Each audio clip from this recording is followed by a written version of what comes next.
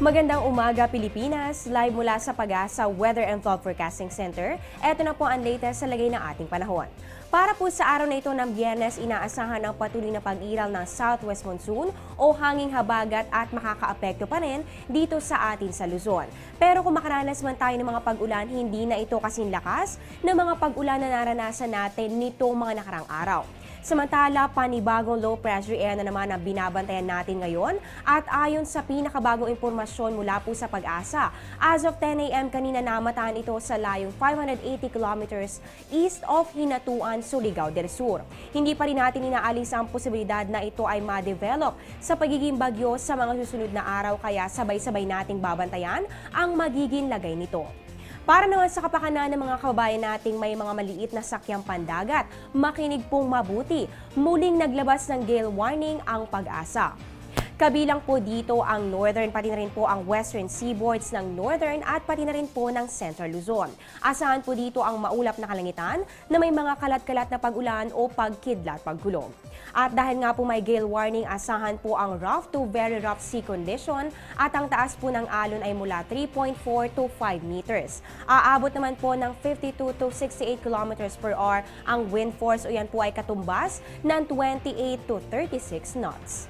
Kabilang po dito ang mga baybay ng Batanes, Calayan, Babuyan, northern coast ng Cagayan, Ilocos Norte, Ilocos Sur, La Union, Pangasinan, Zambales at pati na rin po ang Bataan.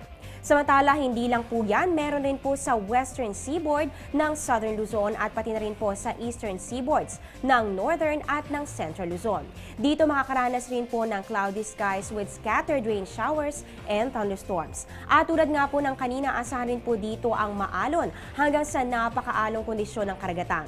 Ang taas ng alon ay mula 3.4 to 4.5 meters at ang lakas po ng hangin ay mula 52 to 63 kilometers per hour. Iyon po ay katumbas ng 28 to 34 knots.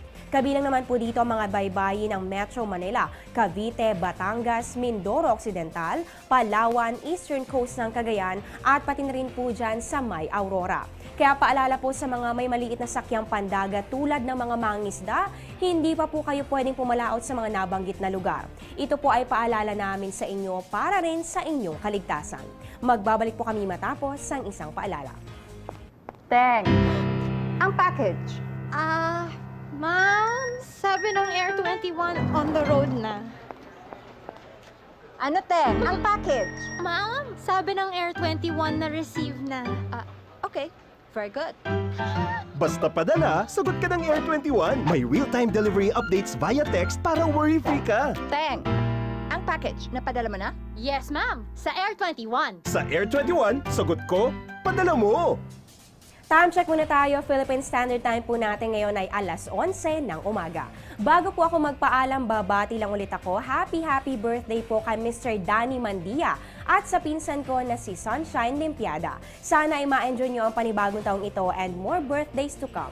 At yan ang latest mula dito sa Pag-asa, manatiling nakatutok sa Panahon TV Express kung saan walang pinipiling panahon ang pagbibigay impormasyon. Ako pang inyong weather lover, Amor La Rosa, na nagsasabing ang taong handa at mahinahon kayang lagpasan ang hamon ng panahon. Magandang umaga po sa inyong lahat.